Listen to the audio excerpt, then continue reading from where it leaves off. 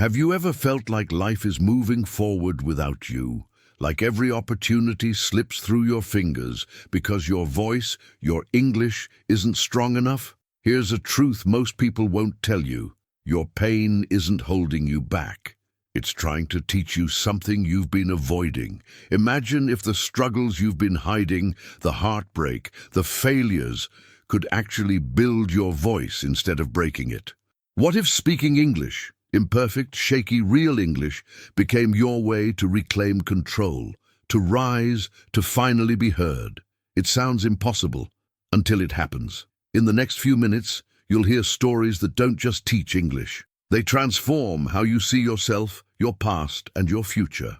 You'll learn why naming your pain, speaking it aloud, and turning it into words can be the single most powerful step in your life. And here's the twist. The very language you feared making mistakes in can become your most intimate tool for growth. Your English won't just improve, it will become a bridge from suffering to strength. By the end, you won't just understand English differently, you'll understand yourself differently. You'll discover that the voice you've been silencing is the one that can carry you further than you ever imagined, and that your pain was never wasted. There was a moment, quiet, invisible to others, when I realized something was wrong. I wasn't just tired, I wasn't just stressed, I was drowning inside, but still smiling outside. My chest felt heavy, and I couldn't explain why. That's when I finally whispered to myself, I see my pain. I wasn't crying. I wasn't screaming. I was just silent. But inside, everything was breaking. I felt trapped in a language that couldn't hold what I needed to say. In my native language, I felt stuck. But in English, something shifted. I started to explore emotions I had no words for yet. One night, I sat in my room with a notebook. I wrote one sentence. I feel alone. Just those 4 words. But it was like opening a locked door. Writing my emotions in English felt strange, but somehow safer. It wasn't perfect grammar. It was truth. You see, I thought pain made me weak. But hiding it, that's what really broke me. I smiled in front of others. I said, I'm fine. I even joked. But inside, I was disappearing. Every time I buried the truth, I felt smaller. And English became the way to make myself visible again. I started whispering truths when no one was around. I'm scared. I miss who I was. I want to feel proud of myself again. I recorded myself saying these things out loud, not for the world, but for myself. Just 10 seconds of honesty. It felt awkward, but also liberating. One day I stood in front of a mirror. I looked at my tired eyes. I said, my voice begins my healing. And I meant it. I didn't sound fluent. My accent was strong, but the words were real. And that made me feel more alive than sounding perfect ever could. This wasn't about English anymore. It was about identity, about voice, about becoming someone who doesn't hide behind silence anymore. Every word I spoke in English wasn't just a sentence. It was a step toward rebuilding who I was always meant to be. And here's the strange part. The more I named my pain in English, the less power it had over me. It became something I could see, study, soften. It was no longer a monster. It was a teacher. And yet, even with all this clarity, one dangerous question remained. What if I chose to keep hiding? If you really want your wounds to stay open forever, it's easy. Just avoid talking about them. Don't name them. Don't describe them. Pretend you're okay. Keep saying I'm fine in every language, especially the one you're trying to learn. Because silence keeps pain alive. Here's what most people never realize. If you don't speak it, it stays stuck. Your story, your shame, your struggle, it becomes a secret prison. But when you choose one English word to describe your pain, even just sad or lost, you begin to break the lock. Want your pain to stay powerful? Keep pretending it doesn't affect you. Smile through everything. Become the person who's strong, but emotionally numb. The one who listens to English podcasts all day, but never dares to say, I'm not fine, and that's okay. You see, pain doesn't destroy us. Pretending does, especially when we do it in silence, or worse, in performance. You scroll social media and compare your broken heart to someone else's highlight reel. You try to sound fluent, but you don't feel human. That's the real problem. If you want to suffer without growth, here's the secret: blame the past. Say things like, "This always happens to me. It's because of what they did." Stay stuck in your native language story and never translate your accountability. But if you're ready to move, write this: I'm responsible for my next step.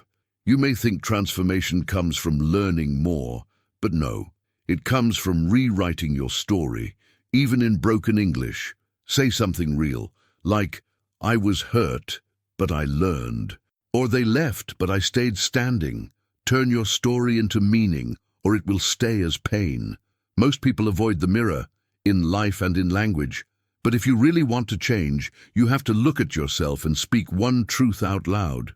Doesn't need to be perfect, doesn't need to be beautiful. Just say one thing you've never said before, and say it in English, because here's the truth. If you never speak your story, no one can feel your strength, not even you. But when you take that broken sentence and turn it into a declaration, something shifts, and maybe, just maybe, your healing begins with someone else's story too. She lost it all in one season. Her relationship ended, her job disappeared, and with it, her sense of who she was. There were days when she didn't even want to open the curtains, but something inside her whispered, "Start again, somehow." At night, when sleep wouldn't come, she opened a simple graded English reader. Nothing fancy, just short sentences, quiet words.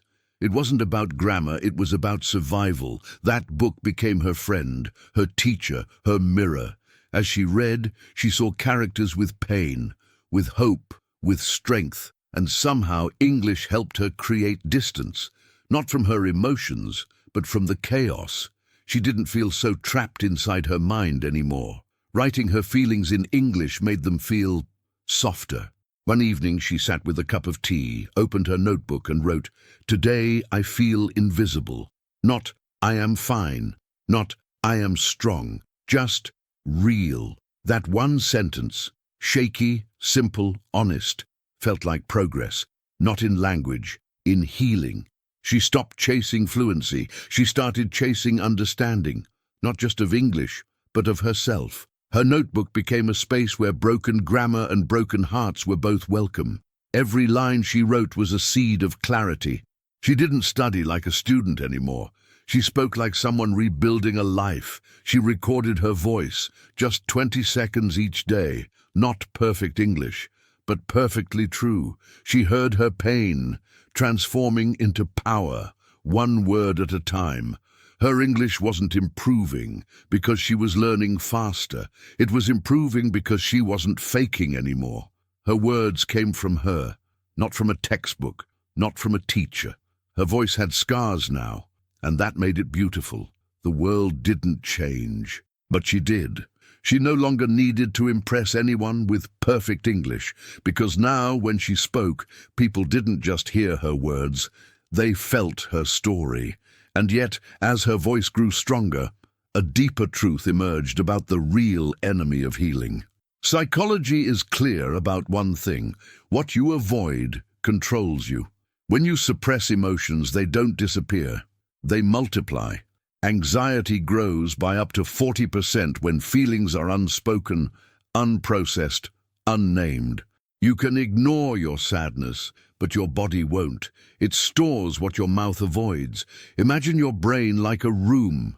Emotions are visitors. When you avoid them, they don't leave. They hide in the corners, making the room darker. But when you name them, even in simple English, something shifts. Saying "I feel numb" gives the emotion shape.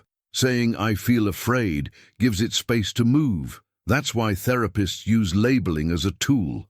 It's not spiritual fluff, it's neuroscience. When you say the word, the amygdala, your fear center, starts to calm down. English becomes more than a language. It becomes a method of emotional regulation, a quiet medicine made of words. Pain doesn't get smaller when you avoid it. It gets louder. But something beautiful happens when you write, "This pain taught me." You begin to connect suffering with meaning. You shift from victim to witness, from chaos to clarity. That one sentence becomes a bridge between your story and your strength. Trauma doesn't just break your timeline. It splits your identity. There's a before and after version of you. And often, we hate the after. But here's the key. The after you isn't weaker. They're wiser. Ask yourself in English, what did I learn that the old me couldn't see? And here's the hardest part. Real growth begins when you integrate the wound, not erase it.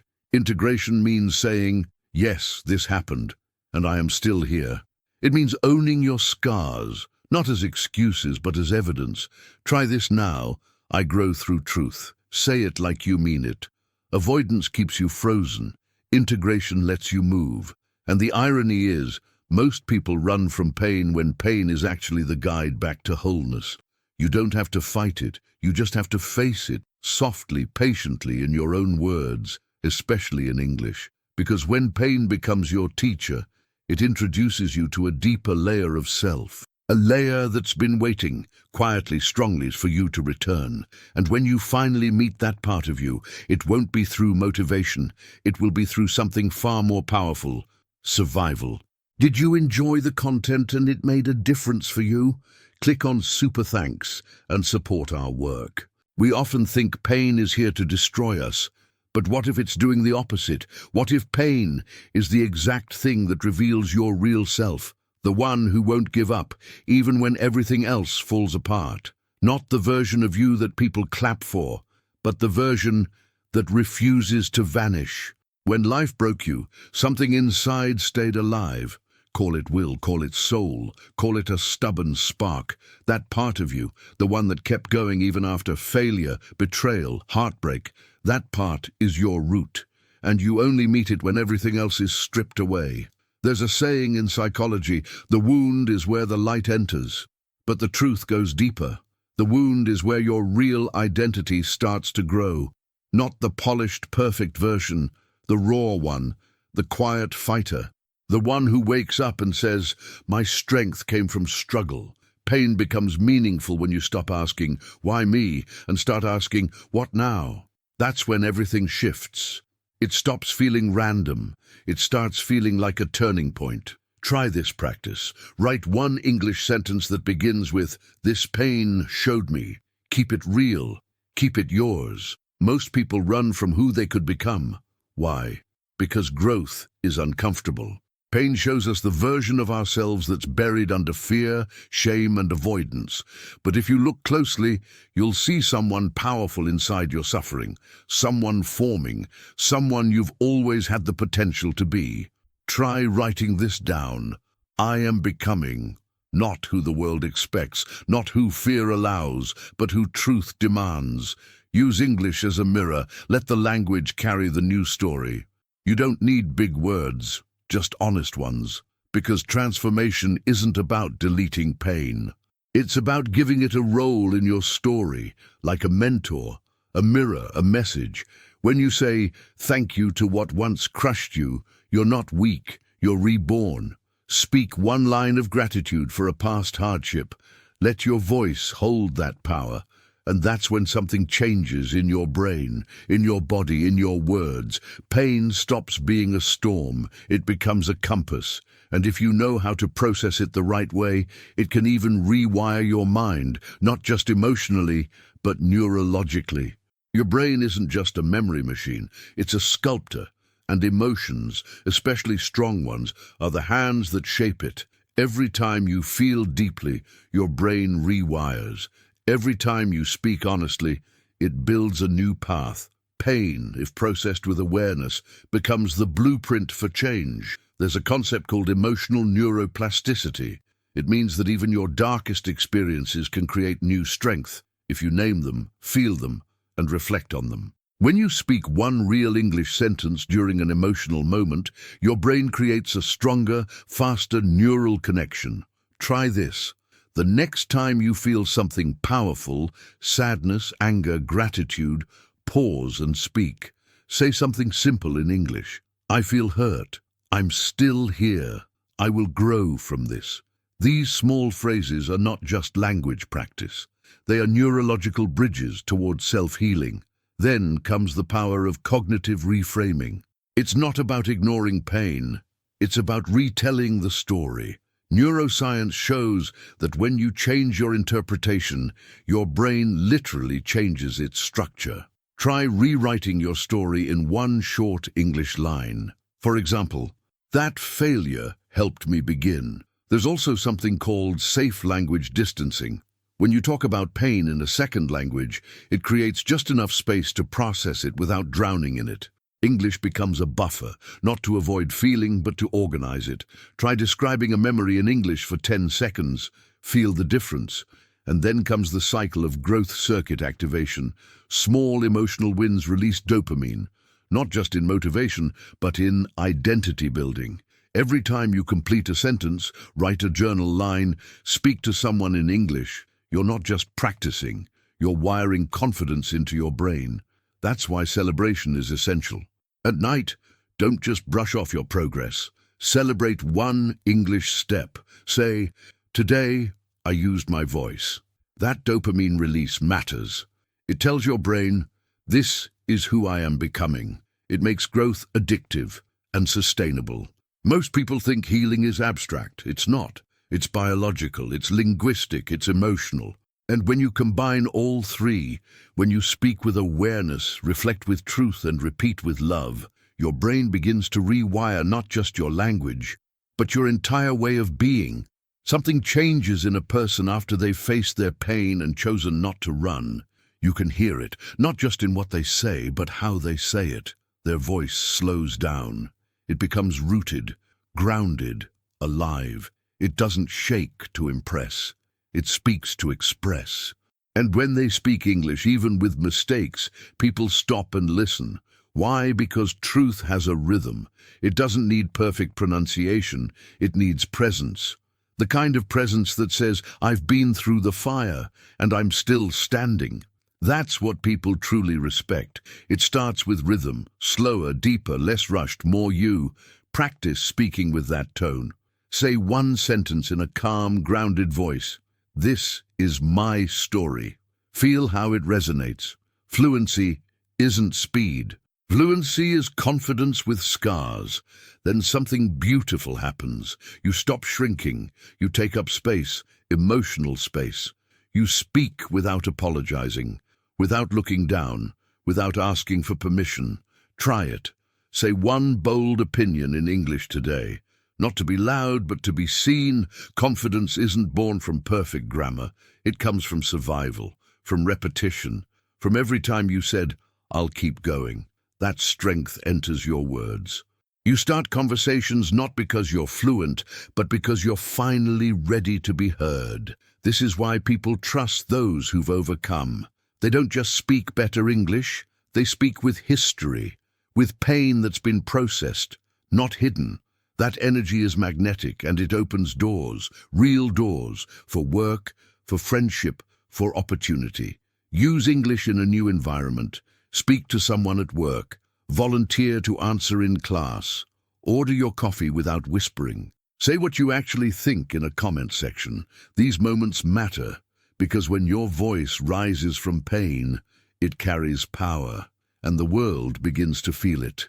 Not your accent, not your vocabulary, but your truth. And just when you think you've learned to speak English, you realize something deeper. You've actually learned to speak yourself. And that voice, it was building all along. Why did I suffer so much? I asked myself one quiet night, and the answer wasn't cruel or random. It was precise, because I needed to meet the version of me that wouldn't quit, the version that speaks even when scared, the one that survives.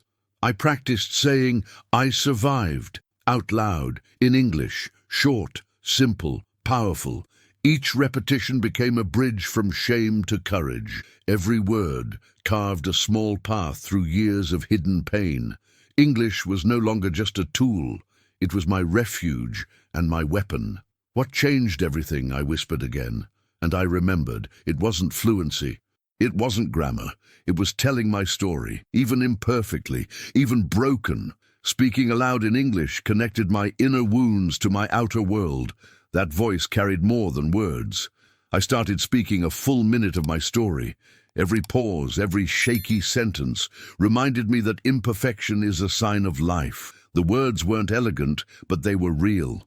And with each sentence, the burden of silence lifted. I felt lighter, stronger, seen. "Who am I becoming?" I asked softly. And I wrote, "A person whose wounds became wisdom." English became a mirror for my transformation. Each sentence reflected the truth. I was no longer defined by suffering. I was defined by what I chose to do with it. Then I realized healing is an action, not a thought, not a wish. I recorded a nightly power statement in English. I turned pain into power. Hearing my voice reinforced my identity. I wasn't hiding anymore. I wasn't small. I was becoming fully myself. The final truth dawned slowly. Pain wasn't my enemy. It was my teacher. It was the reason I could speak at all, clearly, confidently, humanly. And English, once a barrier, became the vessel for my transformation. Each word was a step toward freedom. I understood finally what happens next. You heal, you grow, you rise, and your English grows with you, not because it's easy, but because every word carries the weight of survival. And that weight, it's exactly what makes your voice unshakable, unforgettable, alive. Now it's your turn. What story are you carrying that you've been afraid to speak? What pain have you been hiding that could actually become your strength? Take one small step today. Say it aloud, write it down, or share it in English. Let your words become the bridge between your past and the person you're becoming. Remember, English is more than grammar or vocabulary. It's a tool, a mirror, a vessel, a way to transform your inner world into action. Each sentence you speak, each story you tell, shapes not just your fluency, but your courage, your confidence, and your identity. Ask yourself, are you feeding the weak, silent version of yourself, or the brave, unstoppable version? Every time you practice, every time you choose to speak, you're choosing the latter.